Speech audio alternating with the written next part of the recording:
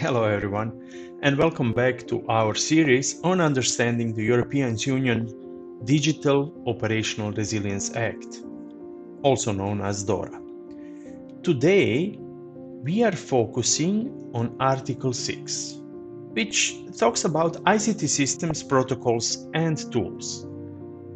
So what's the big idea? Before we get into the Article 6, let's set the stage. Imagine you are building a house. Would you want to use old bricks and materials? No, right? Well, Article 6 essentially says the same thing, but for financial companies and their technology. Article 6 is split into two main parts, so let's go into each of those parts. Part 1 is the must-haves for financial entities. So Part 1 lays out the conditions that financial entities must meet for their information and communication technology systems, protocols, and tools. In the first place, it is said appropriateness. First off, your technology should be suitable for your operations. So this line from the Article 6 emphasizes that the technology in use must be tailored to the specific needs and scale of the business. It shouldn't be a one-size-fits-all solution. Think of it like picking the right car for your needs. Would you use a small city car for heavy-duty work? Of course not. The car analogy serves to highlight that just as different vehicles are designed for different purposes, the same applies to ICT systems. In a financial setting, this could translate to choosing database systems that can manage high-frequency trading as opposed to more straightforward transactional databases. So you need to choose the technology that is suitable for your operations. Then we have reliability. So your systems have to be reliable. This point is actually straightforward, but critical. Systems must function consistently and as expected. Imagine if your smartphone crashed while you were navigating to an important meeting. Not ideal, right?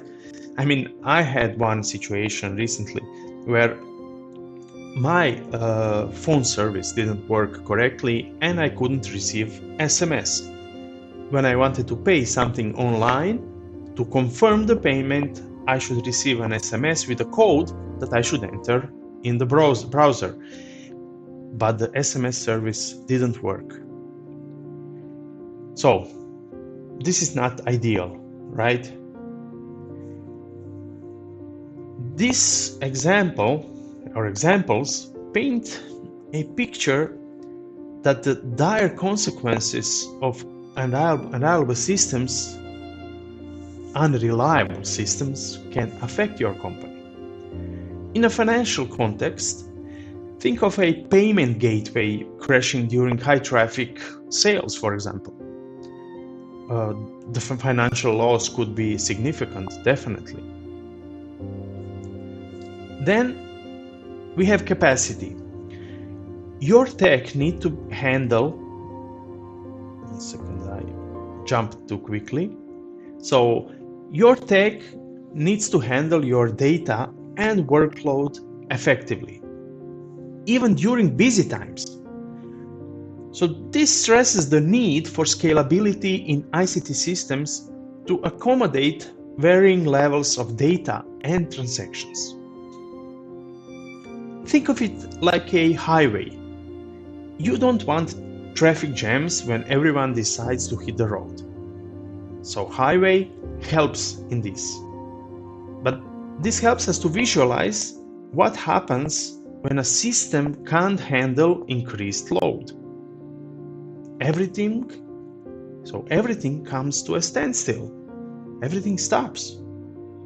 So we need a system that can handle your data and workload effectively.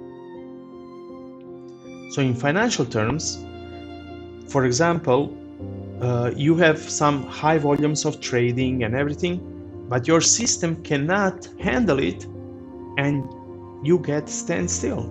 System crashes because of workload, or many customers can't use your system. Lastly, we have resilience. Your systems should be robust enough to handle stressful situations. Resilience here refers to the system's ability to recover and adapt to unexpected challenges or threats.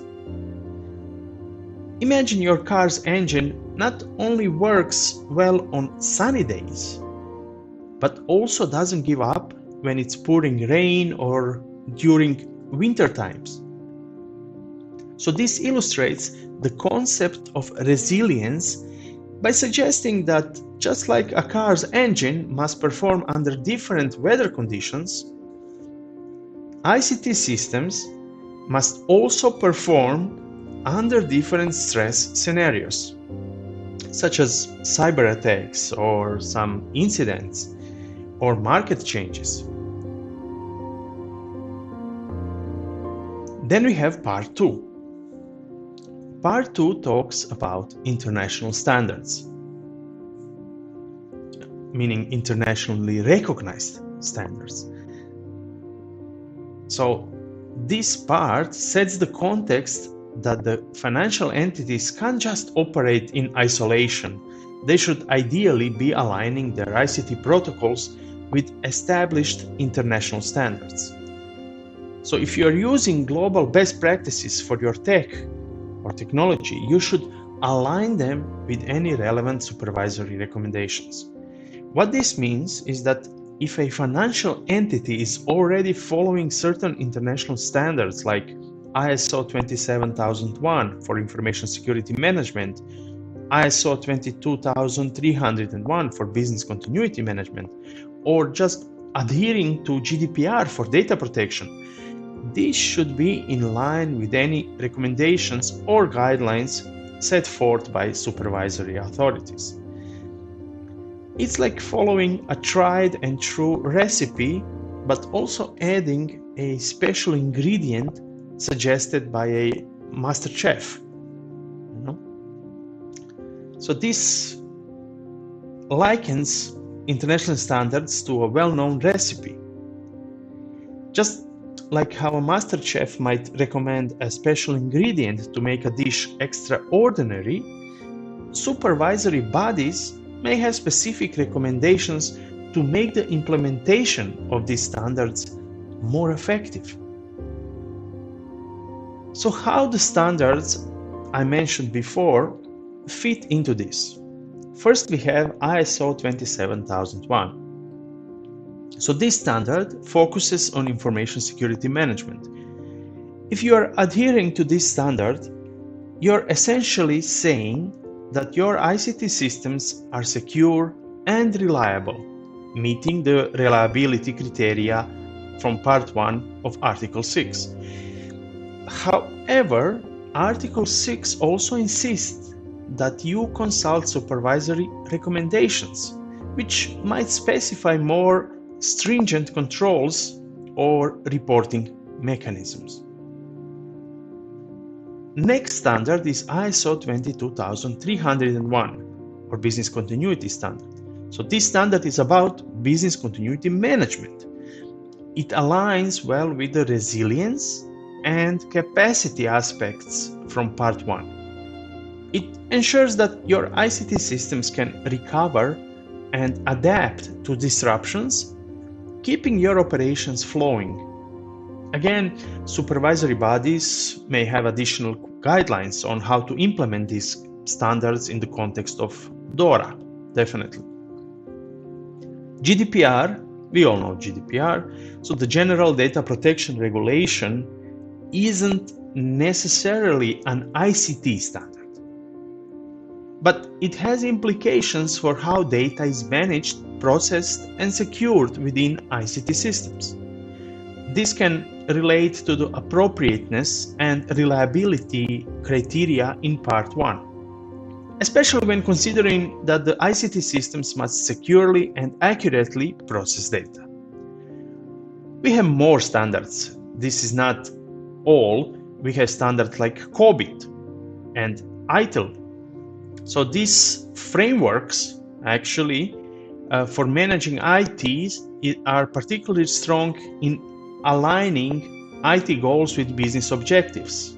So helping with appropriateness criteria of Article 6. There is also ISO 20000, which is similar to ITIL. PCI DSS, you all heard about it. So Payment Card Industry Data Security Standard. This is essential for any financial entity dealing with card payments. So it fits well with the reliability criterion by ensuring that payments data is securely handled. So the underlying message here is that while international standards offer a strong foundation, they are not all in one. Financial entities must consider local and sector-specific laws, guidelines, and recommendations to ensure complete compliance and operational efficacy. In essence, Article 6 mandates not just the adoption, but the thoughtful implementation of these standards.